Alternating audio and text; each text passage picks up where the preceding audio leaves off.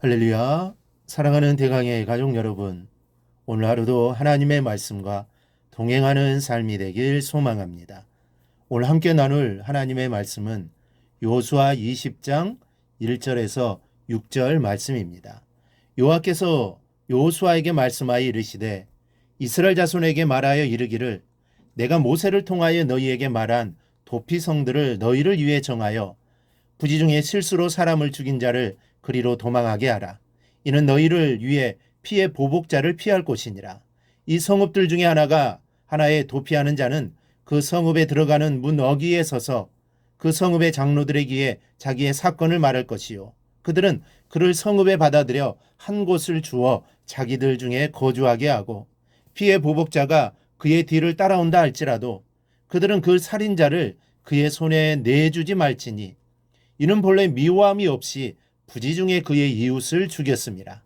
그 살인자는 회중 앞에 서서 재판을 받기까지 또는 그 당시 대제사장이 죽기까지 그 성읍에 거주하다가 그 후에 그 살인자는 그 성읍 곧 자기가 도망하여 나온 자기 성읍 자기 집으로 돌아갈지니라 하라 하시니라. 아멘. 오늘 본문은 하나님께서 명령하신 도피성 제도를 기록하고 있습니다.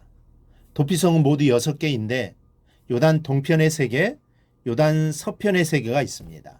요단 동편의 3개는 모세가 설치했고 서편에 설치될 3개는 본문에서 여호수아에게 임무가 주어집니다.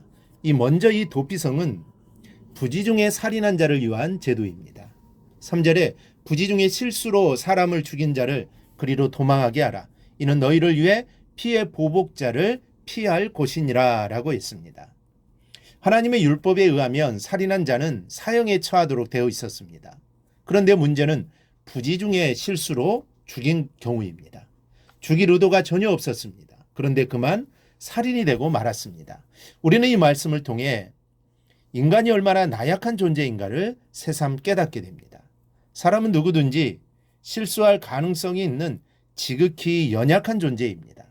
그러한 이유에서 이 땅 위에 살아가는 사람들은 자신의 생각이나 의지와 상관없이 종종 어려움에 봉착하는 경우가 생기기도 합니다. 그러므로 우리는 자신의 힘이나 능력을 과신해서는 안 됩니다. 우리는 실수할 가능성이 얼마든지 있는 인생이 아니라 완전하고 모든 것을 자신의 뜻대로 행하실 수 있는 전능자 하나님을 의지해야 합니다. 특별히 하나님은 실수하기 쉬운 인간의 참 모습을 너무나도 잘 알고 계십니다. 그래서 자비로우신 하나님은 항상 우리 곁에 계셔서 도와주기를 기뻐하시는 분입니다.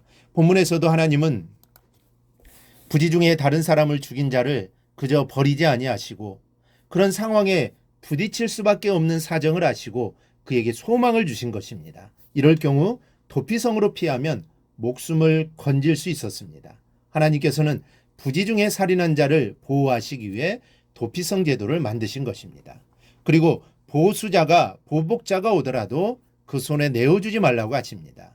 5절에 피의 보복자가 그의 뒤를 따라온다 할지라도 그들은 그 살인자를 그의 손에 내주지 말지니 이는 본래 미워함이 없이 부지 중에 그의 이웃을 죽였음이라.